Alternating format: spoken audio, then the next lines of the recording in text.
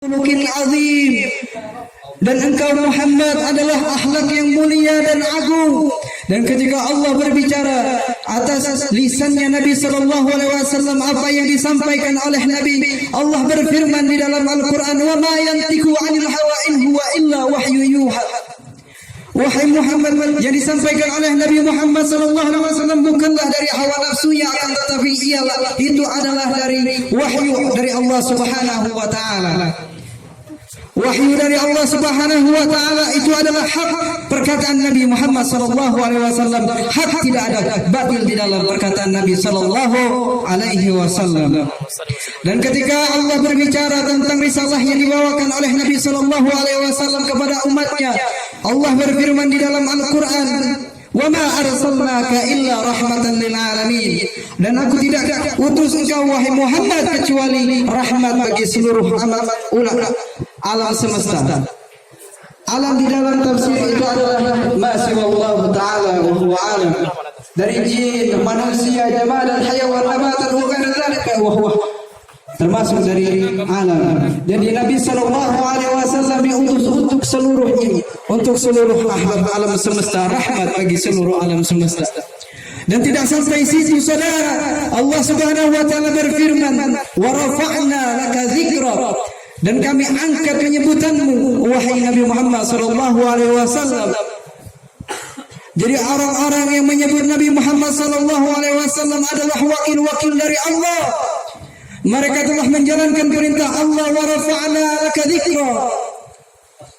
Bagaimana Allah menjadikan mengangkat penyebutan Nabi Muhammad? Allah Subhanahu wa taala menjadikan penyebutan Nabi Muhammad ini diangkat dengan menjadikan aulia-aulia Allah, orang-orang yang mencintai Allah dan Rasulnya selalu menyanjung dan menyebut Nabi Muhammad dalam kehidupannya. Bahkan sahabat Nabi sallallahu alaihi wasallam selalu menyanjung dan menyebut Nabi sallallahu alaihi wasallam dalam syairnya, dalam perkataan dan lain sebagainya. Sebagaimana syair Imam Hasan bin Sabit, "Khuliqta mubarra'an an kulli aibin ka'annaka khuliqta kama tasha'u." Bahkan tidak sampai itu saja, bahkan perilaku perbuatan para sahabat pun memperlihatkan bahwasanya mereka itu mencintai Nabi Muhammad sallallahu alaihi wasallam. Diriwayatkan dalam Sahih Bukhari ketika Rasulullah sallallahu alaihi wasallam ma tanakhama rukhamatan illa saqatat bi kaffin rajulin minhum fadallaka ala wajhihi. Ketika Rasulullah sallallahu alaihi wasallam berdahak tidaklah jatuh kecuali mereka menadahkan tangannya dan mengambil dahak itu lalu diusapkan ke muka-muka mereka. Subhanallah. Sampai begitu kecintaan mereka terhadap Nabi sallallahu alaihi wasallam. Saudaraku rahimakumullah yang dicintai oleh Allah Subhanahu wa taala. Jadi kecintaan kita terhadap Nabi bukan sampai kita mengittiba kepada risalah, kepada apa yang dibawa Nabi, akan tetapi semua yang berhubungan dengan Nabi sallallahu alaihi wasallam kita harus mencintainya, kita harus mengagungkannya, kita harus memuliakannya. Rasulullah sallallahu alaihi wasallam mempunyai ahlul bait, maka semua yang berhubungan dengan ahlul bait kita harus mencintainya. Siapa yang mencintai ahlul bait berarti dia mencintai Nabi. Siapa yang membenci ahlul bait berarti mereka membenci Nabi. Siapa yang melukai ahlul bait berarti dia melukai Nabi sallallahu alaihi wasallam. Saudaraku yang dimuliakan oleh Allah Subhanahu wa taala, Nabi ini sallallahu alaihi wasallam sangatlah mencintai kita, bahkan cintanya Nabi sallallahu alaihi wasallam melebihi cintai kepada dirinya sendiri. Dulu kalau umatnya jadi umatnya nabi-nabi terdahulu kafir, membangkang, durhaka kepada Nabi sallallahu alaihi wasallam, diceritakan ketika umatnya Nabi Isa membangkang terhadap Nabi Isa. Lalu Nabi Isa berkata, bagaimana? Hancurkanlah wahai Allah, tersalah fa innaka ibaduh.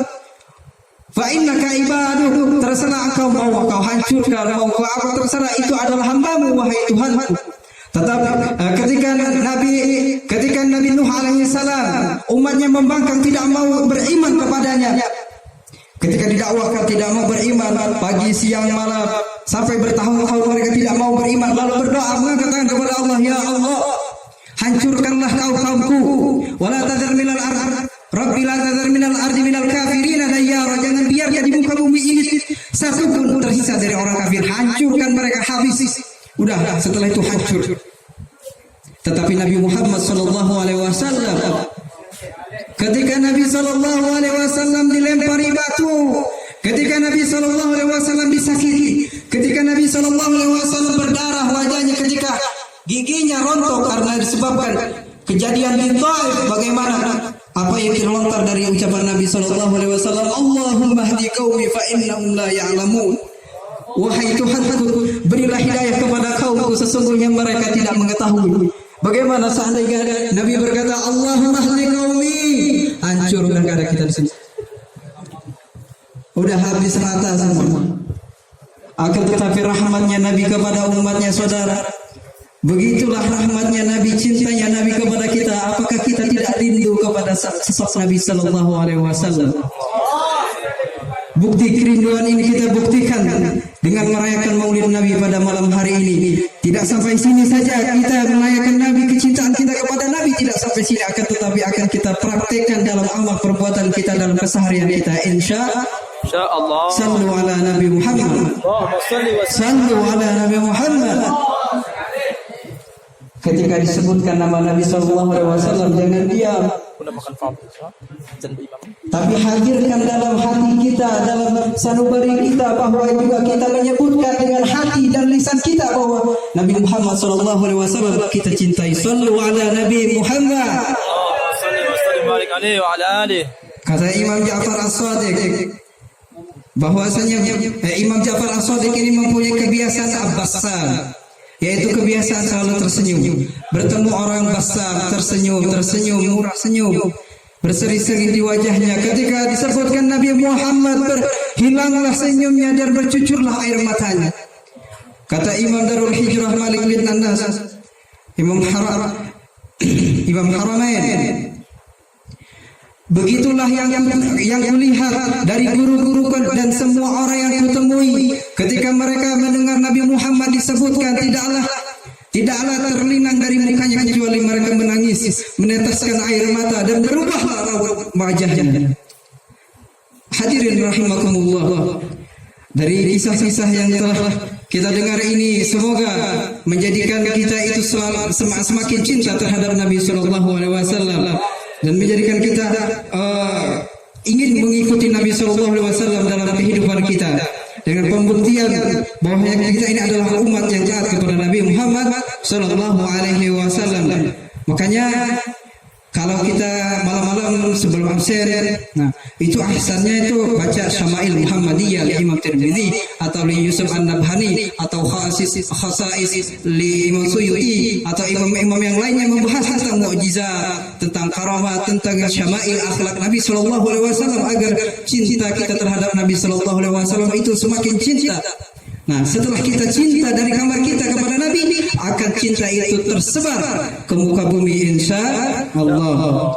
Wa hakadha minni afu minkum ala taqsir wa tadwir. Assalamualaikum warahmatullahi wabarakatuh. Waalaikumsalam warahmatullahi wabarakatuh. Ahsanta, jazakumullah khairal jazaa.